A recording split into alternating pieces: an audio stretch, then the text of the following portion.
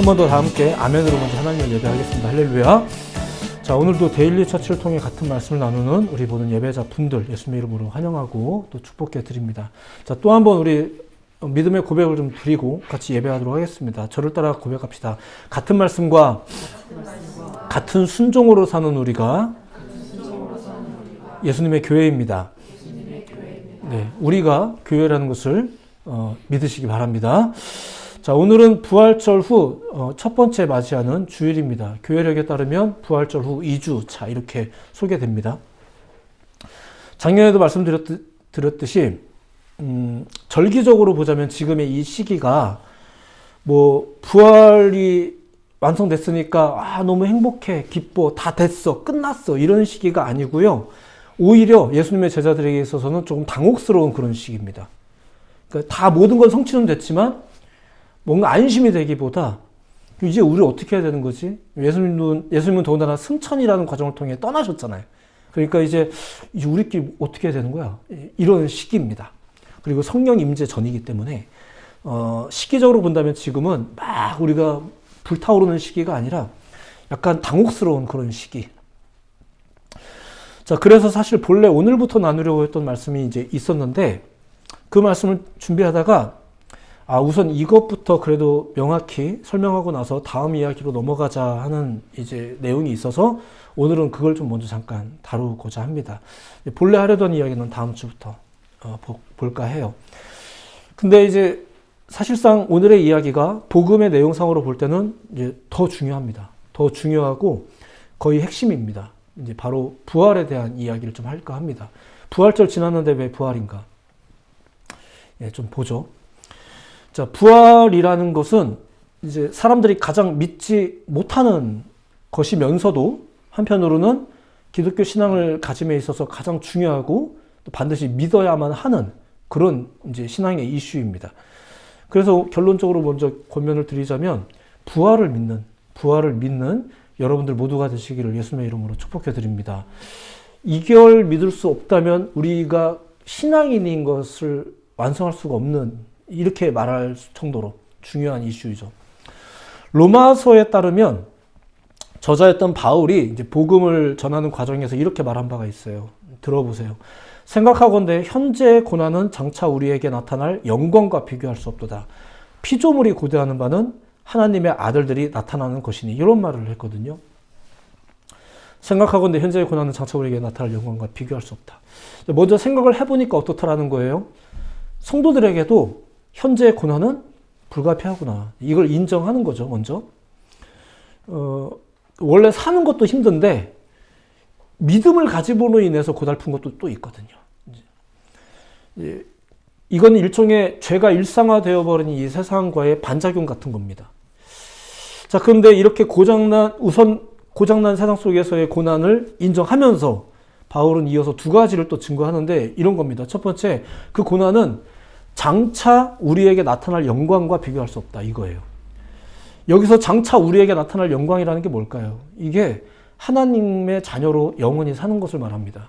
자, 근데 이게 하나님의 자녀로 영원히 사는 게 그냥 되겠어요? 그냥 되는 건 아니겠죠? 자, 이어서 바로 두 번째 증거를 소개해 드리자면 피조물이 고대하는 바는 하나님의 아들들이 나타나는 것이다. 이런 말을 해요. 그러니까 사실 인간의 타락이 인간만의 타락은 아니거든요. 인간의 타락은 결국은 피조 세계의 타락으로 이렇게 번져나갔죠. 그러니까 피조 세계 입장에서는 억울하겠죠. 그런데 바울의 말에 따르면 그 인간 때문에 피해를 본 이 피조 세계가 인간들이 참으로 회복되기를 바란다는 거예요. 어떻게 해서 이런 말을 했을까요? 이 사람이 자연과학자예요? 아니겠죠. 자연과학자라서 뭐 피조 세계의 관점에서 이야기했다 이런 건 아닐 거예요. 자, 오늘날의 극단적인 편이지만 인류가 사라져야 지구가 깨끗해진다, 이제 회복된다 이런 종류의 메시지를 담고 있는 영화나 주장 이런 것이 굉장히 많아요. 슬프지만 우리 인간들도 뭔가를 예측하고는 있는 거죠. 일면 맞는 것 같아요. 근데 이거는 정말 중요한 걸 간과한 발상입니다. 정말로 그렇게 지구가 자연 정화되어서 다시 아름다워지면 참 좋은 일이죠. 근데 그러면 된 거예요. 자, 모든 것이 완벽하게 자동화되어 있는 너무나 깨끗하고 아름답게 관리가 되는 집이 있다고 생각해 보세요. 그런 집이 있다는 사실이면 되는 거예요? 그건 아니잖아요. 누군가가 거기에 살아야지 의미가 있는 거죠. 거기에 살아야 돼요. 그래야 그 집이 의미가 있어요. 사실 피조세계의 회복이라는 것은 그 자체가 의미가 있지는 않습니다. 그 환경에 사는 생명체가 그 의미를 부여하는 거죠. 하나님이 구조적으로 그렇게 세팅을 하신 거예요. 그래서 컨텐츠 이전에 스트럭처를 먼저 형성할 때 그게 피조세계였었어요. 늘 문제를 일으키는 것은 인간이다 라는 사실을 이제는 뭐 도무지 부인하기는 어려워요. 그럼에도 불구하고 인간은 중요합니다. 이게 자연과학적 관점이 아니라 이게 성경적 관점이에요. 이걸 이기심이라고 설명하는 분들도 계시는데 그건 아닌 것 같습니다. 창조주를 배제하고 또 창조적 관점을 배제하고 이 지구 마을을 살펴보면 어떤 결론에 도달할까? 인간이 문제구나. 뭐 일면 맞아요. 그래서 인간이 잘 해야 되는데 그것도 참 잘 안 되는구나. 이렇습니다. 혹시 지구를 되살리려면 인간이 없어져야 되나? 뭐 그래도 일부는 살겠죠?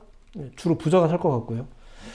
고쳐쓰기 어려운 지구를 그러면은 이제 오히려 버려야 되나 이러면서 또 이제 막 떠날 생각하시는 분들도 계십니다. 이것도 보통 이제 부자가 떠날 것 같긴 합니다. 하나님을 배제하면 우리의 생각이나 우리의 발상, 우리의 노력들이 이렇게 좀 회의적일 수밖에 없어요. 자, 그런데 바울은 하나님을 믿는 사람으로서 성경적 관점에서 이렇게 말하는 거예요. 우리 인간들이 순전하게 회복되는 것을, 하나님의 자녀가 되는 것을 피조세계도 원한다. 이건 자연과학자적 발상은 아닙니다.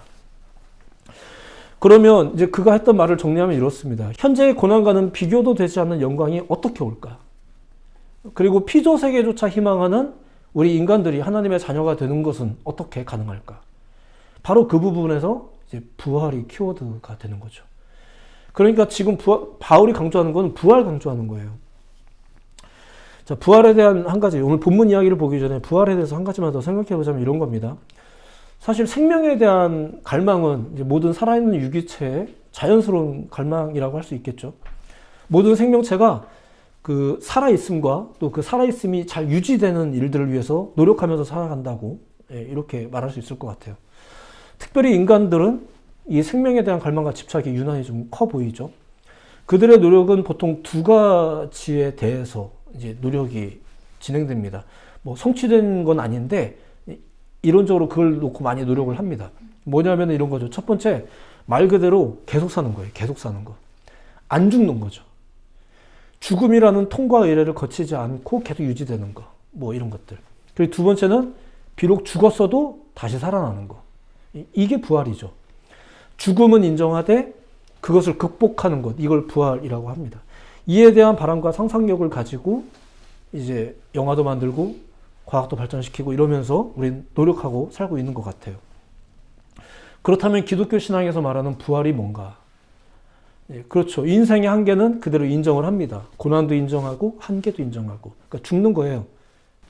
때가 되어서든 불의의 사고 때문이든 인간이 죽는다는 사실은 인정을 하죠. 당연한 얘기인 것 같아요. 이렇듯 기독교 신앙은 명확한 현실 이해와 더불어 그 인생의 한계를 인정을 합니다. 그런데 이러한 현실을 새롭게 관통하는 것으로 부활을 이제 기독교 신앙이 소개를 하죠. 예수님께서 죽음을 극복했다는 것이 그 부활에 대한 결정적인 증거예요. 제가 말을 좀 헷갈리게 하는 걸로 혹시 이해할 수 있을지 모르겠습니다만, 제가 예수님이 부활하셨습니다라고만 말하지 않고 지금 죽음을 극복했다는 것이 부활에 대한 결정적인 증거다. 제가 이렇게 소개를 하고 있어요. 그러니까 부활은 그저 누군가만의 주장, 어떤 종교인들만의 주장이거나 혹은 그저 죽음을 극복했다는 그 통과 의례는 아닙니다. 보통 우리가 부활이라는 말을 그렇게 생각을 하잖아요. 자연과학자들도 그렇게 생각을 해요. 죽었다가 다시 살아날 수는 없을까? 뭐 이런 것들. 뇌만 옮길까? 기억만 옮길까? 막 이런 여러 가지 방안들을 간구해 가면서 죽더라도 다시 살릴 수는 없을까? 이런 것들. 부활이 죽음을 극복하는 새로운 통과 의례일까? 예수님께서 보여주신 부활이 그런 것일까? 아니죠. 오히려 그것은 예수님께서 보여주신 부활은 오히려 살아서 지내는 지금 현재의 거룩한 소망을 가지게 한다든가 삶에 대해서 새로운 관점을 준다든가 이렇게 기능하는 부활이었었어요.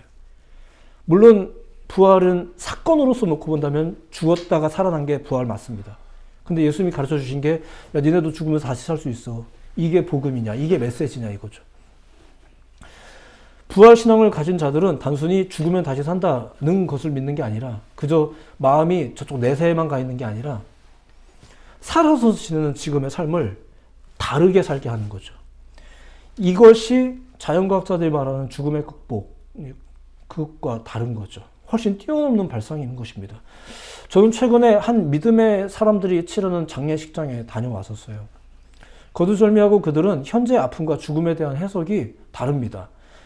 마음이 아픈 건 아픈 거예요. 그건 사실이죠. 사랑하는 분이 돌아가셨는데. 근데 그 아픔에만 매몰되지는 않습니다. 제가 물론 위로한다고 찾아가긴 해도 또한 기대가 있는 거죠. 어떤 기대일까요? 걱정 마, 죽으면 천국 가. 이게 기대예요. 물론 그것도 우리가 가지고 있는 내세관이긴 합니다. 그런 기대가 아니라 이 장례식이 끝난 후 우리 살아있는 유족들, 가족들, 그 자손들이 어떻게 살아갈까에 대한 기대를 가지는 거죠. 이게 믿음의 사람들이 가지고 있는, 부활신앙을 가진 사람들이 가지고 있는 독특한 기대라는 거예요. 이렇듯 예수 그리스도를 통해서 가장 강력하게 자리 잡은 복음의 이슈가 바로 부활이었습니다. 유대교의 심취해 있던 바울 역시 부활을 모르지 않았어요. 왜냐하면 유대교에도 그 부활 신앙이 있었으니까. 근데 예수님을 만난 후부터는 부활에 대한 새로운 이해를 가지게 되었고, 이제 이후로는 더욱 그 부활을 복음의 핵심으로 설명하는 그런 사람이 된 거예요. 시간적으로 보자면은 부활이라는 이슈가 더욱 가시화된 것은 분명히 예수님 이후인 건 맞아요. 예수님이 그것을 큰 판으로 만들어 놓으셨으니까. 근데 분명한 것은 이 부활이 유대교의 역사와 교리 속에 분명히 있었어요. 다만 그것을 이제 편협하게 해석을 했거나 혹은 관심이 없거나, 왜냐면 말은 내세 이러는데 관심은 우리가 현세가 더 관심이 크니까. 그러다 보니까 이제 부활이라는 말들은 뒷전으로 밀려나고 이렇게 됐던 거지, 유대교 교리에 부활이 없던 건 아니에요. 근데, 그쵸. 근데 이런 발상에 사로잡혀 있다 보니까 대부분 모든 게 다 현세죠. 그러다 보니까 결국은 율법에 대한 해석을 하면서도, 유대교 율법 얘기하는 겁니다. 율법에 대한 해석을 하다가 보니까 결국은 부활이 없다고 말하는 파까지 등장을 했던 거죠. 그게 사두개파였고. 자, 근데 결과적으로 역사의 어느 한 시점이 되었을 때 누가 등장을 해버린 거예요? 예수가 등장을 해버린 거죠. 그리고 부활이라는 이슈가 다시 전면에 드러난 거예요. 그 예수님도 메시아죠. 그 예수님도 유대교의 예언서에 이미 기록된 존재였습니다. 다만 그 예수께서 오셨는데 하고 다니는 행적들이 전부 다 이상했죠. 그렇게 3년 정도를 그 유대교를 들쑤시고 다니신 거예요. 이미 가지고 있는 것들을 막 이분이 와서 막 해집고 다니니까 막 우리도 정신 한 개도 없고, 이러다 보니까 저 사람이 신성모독자로 보이는 거고 이렇게 된 거예요. 그리고 막바지에 와서는 결국 무엇까지 손을 대냐면은 요즘 우리가 잘 얘기 안 하던 건데 부활이라는 이슈가 등장을 해버린 거죠. 그리고 결과적으로는 부활을 해버리셨어요. 그리고 말씀하시기를 유대교의 율법이 완성을 하셨죠. 이게 진짜로 유대교의 율법이 완성이 된 거예요. 완성이 된 거예요. 당사자들은 신경도 안 쓰고 살던 건데. 예수님도 직접 이런 말씀을 하셨죠. 마태복음에 보면 내가 율법이나 선지자를 폐하러 온 줄로 생각하지 마라. 폐하러 온 게 아니라 완전하게 하려 왔다. 근데 이 말을 듣고 있는 유대인들은 아닌 것 같이 들리겠죠. 아무래도 계속 이상한 소리 하고 다니고 있고, 우리가 이미 들어왔던 해석하고 좀 완전히 다른 해석을 자꾸 얘기하니까 심란하죠. 뭐 오늘의 주제는 아니지만 한 가지만 더 첨언하자면, 바울의 정리에 따르면 이제 율법을 완성하는 것이 이제 하나가 더 있죠. 뭐냐면 오늘 로마서에 기록된 내용이기도 한데, 로마서 13장에 보면 이런 내용이 있어요. 사랑은 이웃에게 악을 행하지 아니하나니 그러므로 사랑은 율법의 완성이니라. 자, 그럼 두 가지 나왔죠? 율법을 완성하는 게 뭐가 나왔어요? 사랑과 부활인 거예요. 이 두 가지가 이제 바울이 정립한 기독교 신앙의 핵심입니다. 사실 이러한 이야기들이 이제 믿는 자들만의 이야기처럼 치부되는 건 사실이에요. 근데 분명한 것은 예수님이 어쨌거나 그 부활의 첫 열매가 되셨죠.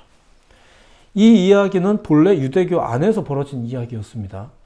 근데 이것이 유대교를 벗어난 이야기가 된 것도 부활 때문이었고요. 삶에 대한, 지금 살아있음에 대한 가치, 그리고 이제 내세에 대한 이해, 그리고 죽음의 의미, 이런 모든 것에 대한 새로운 가치를 부여한 것도 역시 부활에서부터였습니다. 예수님이 진정한 메시아라는 것을 나타내는 최종 사건도 역시 부활 사건이었잖아요. 그래서 기독교 신앙에서 중요한 것이 이거예요. 이 부활을 믿느냐 안 믿느냐. 부활은 가장 현실적이면서 또 실제적인 기독교의 신앙의 핵심입니다.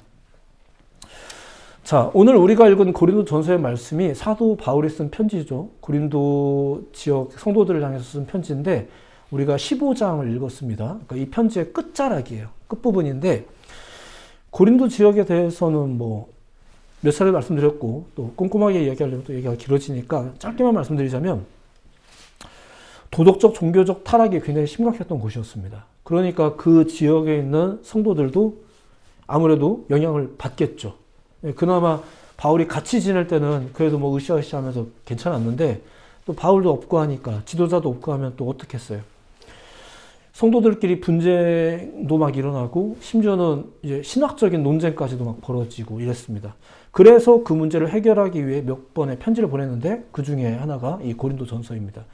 이 편지에는 몇 가지 잘못에 대한 그들이 가지고 있는 몇 가지 잘못된 것에 대해서 지적하는 내용과 그리고 권면하는 내용들이 담겨져 있는데 그러다가 이제 이 편지의 끝자락에 갔을 때 이제 정리하면서 이 편지를 이제 정리하면서 이 모든 권면의 핵심을 이제 설명하면서 끝나는 거예요. 근데 13장부터 우리가 고린도전서 13장을 심지어 사랑장이라고 부를 만큼 이제 아까도 얘기했듯이 사랑이 율법의 완성이다라고 말했듯이 사랑의 이야기를 한참 하고 그리고 이제 15장 오늘 본문이잖아요.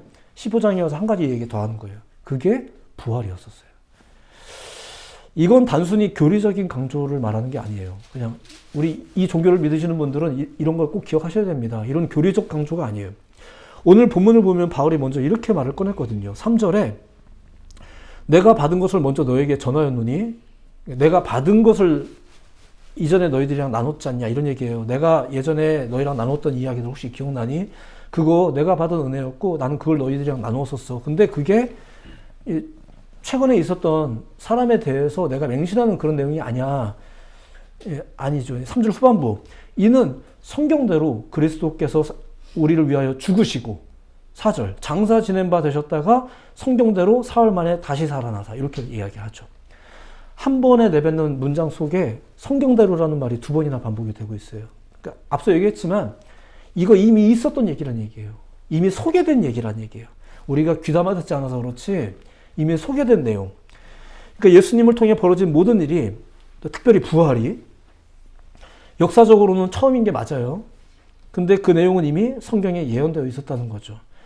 저들의 율법에 다 기록된 내용이에요. 메시아 이야기도 기록되어 있고 부활도 기록되어 있어요. 앞서 얘기했듯이 그들이 관심을 갖지 않거나 뭐 이제 보려고 하지 않았거나 뭐 그래서 무시해서 그렇지 이 이야기는 분명히 성경에 이미 기록된 내용이었습니다. 심지어 예수님도 사역을 하시는 동안에 구약을 인용을 많이 하셨단 말이에요. 그 당시에는 구약이라고 안 했죠. 그냥 성경이라고 했죠. 율법이라고 했을 텐데 많이 인용하셨는데 그걸 인용하면서도 주로 부활과 연관하여 부활을 염두해서 해석을 하곤 하셨어요. 대표적으로는 사두개인들과의 대화 속에서 이런 말이 있었죠. 이제 그들이 부활이 없다 막 이런 얘기 하니까 이렇게 이야기를 합니다. 마태복음 22장의 내용인데 들어보세요. 너희가 죽은 자의 부활을 논할진대 하나님이 너희에게 말씀하신 바 나는 아브라함의 하나님이요 이삭의 하나님이요 야곱의 하나님이로라 하신 것을 읽어보지 못하였느냐 이런 내용이 있거든요. 이런 내용을 예수님이 뭐라고 설명하냐면은 하나님은 죽은 자의 하나님이 아니요 살아있는 자의 하나님이시라 하시니라 이렇게 해석을 해서 설명합니다. 그러니까 구약의 말씀을 부활과 연관해서 해석하고 설명하는 거죠. 그리고 이 설명을 들으면서 사람들이 놀랍게 여겨 예수를 떠나갔다 이렇게 말해요. 그러니까 놀란 건 괜찮은데 떠난 건 좀 아쉽긴 해요. 자꾸 왜 들으면 떠나죠? 자, 유대교 전문가였던 바울도 예수님을 만나고 나서 비로소 그렇게 생각을 한 거예요. 자기도 이제 부활에 대해서 모르진 않지만 예수님을 만나고 나서 다시 생각이 정리가 되는 거죠. 그게 사도행전 26장인데 한번 들어보세요. 하나님의 도우심을 받아 내가 오늘까지 서서 높고 낮은 사람 앞에서 증언하는 것은 선지자들과 모세가 반드시 되리라고 말한 것밖에 없으니, 난 성경대로 설교하고 있는 거다 라는 이야기를 한 거죠. 곧 그리스도가 고난을 받으실 것과 죽은 자 가운데서 먼저 다시 살아나사 이스라엘과 이방인들에게 빛을 전하시리라 함이니이다 하니라. 이런 말씀을 해요. 그러니까 바울은 지금 예수님을 통해 벌어진 그 부활 사건이 성경대로 벌어진 거다. 성경대로 벌어진 사건이다. 요걸 지금 설명하고 있는 거죠. 근데 이 예언이 이제는 실제로 성취가 된 거잖아요. 최근에 된 거예요. 최근에 이런 일이 벌어졌어요. 그리고 그 이야기를 내가 너희랑 처음 만났을 때 그런 얘기 우리가 많이 나눴지 않냐. 이런 얘기를 지금 하고 있는 겁니다. 이 편지에다가. 그의 설명에 따르면 부활하신 예수님을 또 본 사람들도 있었다잖아요. 오늘 본문 내용이지만 그냥 쭉 읽어드릴게요. 5절부터. 게바에게 보이시고 후에 12제자에게와 6절. 그 후에 500여 사람에게 일시에 보이셨나니 그 중에 지금까지 대다수는 살아있고 어떤 사람은 잠들었으며 그 후에 야고보에게 보이셨으며 그 후에 모든 사도에게와 맨 나중에 만삭되지 못하여 난 자 같은 내게도 보이셨다. 그러니까 부활을 경험하는 사람들 이야기를 꺼내요. 나도 경험을 했다라는 이야기를 하죠. 부활하신 분을 보았다는 사실이 부활하신 분을 믿는다는 것이 이게 굉장히 특별한 믿음인 것입니다. 그러니까 우리가 기독교 신앙을 가진다는 것은 바로 이 부활과 너무나도 깊은 관련이 있는 거죠. 그런 자로서 내가 너희를 또 만났고 너희도 그 소개를 들으면서 그 부활하신 예수를 믿게 된 자들이다. 이 사실을 잊지 말고 살아라 이러면서 이제 편지를 마무리해 나가는 거죠. 지금까지 앞에 했던 많은 이야기가 있지만 마지막 권면할 때는 다시 한번 사랑과 부활을 이렇게 설명하면서 마지막 당부의 글을 정리해 나갑니다. 오늘 말씀은 그냥 이렇게만 정리할 수 있을 것 같아요. 그냥 어찌 보면 부활을 강조하는 것처럼 설명하고 끝나는 것 같긴 한데 오늘 본문에 나온 내용 역시 바울이 고린도 지역의 성도들 향해서 또 그렇게 또 한번 강조하고 소개하면서 끝나는 내용이죠. 근데 나름대로 오늘의 이야기를 정리해 보자면 이렇게 정리할 수 있을 것 같아요. 첫째, 부활은 성경대로 성취된 일이라는 거. 부활은 성경대로 성취된 일. 예수님 때 갑자기 등장한 이상한 사상이나 또 바울이 만들어낸 기독교 교리가 아니라 이미 우리에게 있었던 것이 다시 한번 확증이 되는 사건이었다는 것. 근데 그것이 그저 죽은 자가 살아나는, 물론 이전에도 그런 적은 없었다고 해요. 근데 예수님께서 그 첫 열매가 되셔서 이 놀라운 이벤트가 우리들 가운데 믿음의 지지 기반인가? 단순히 그 사건만을 말하는 게 부활인가? 그게 아닌 거죠. 물론 그 사건이 대표적인 증언이지만 결국 우리에게 무엇을 주고 싶으셨던 거냐면은 부활 신앙이라는 것. 그러니까 우리도 이 자리에 계신 분들이 지금 막 사는 게 너무 고달픈데 우리도 언젠가는 부활하겠지. 이거 가지고 어떻게든 버티고 살아보자. 이게 아니라 지금 하루하루의 삶이 부활과 관련이 있다는 거예요. 마치 성령을 계속 교회가 강조하듯이. 예. 그리고 사랑을 강조하듯이. 예. 부활도 그런 거예요. 근데 우리는 사실 부활이 좀 편협하죠. 누군가만의 이야기처럼 들리고 교회만의 이야기로 들리고 또 특정한 때, 절기 때나 다루는 혹은 뭐 금요일 날 밤에 뭐 이렇게 수련회 가서 이런 데서나 다루는 말로 생각을 하는데 그렇지 않은 거예요. 부활이 죽어서의 사건이 아니라 그 통과 의례를 칭하는 말이 아니라 우리가 지금 날마다 이렇게 숨 쉬면서 돌아다닐 때 우리가 품어야 될 신앙의 큰 장치라는 거죠.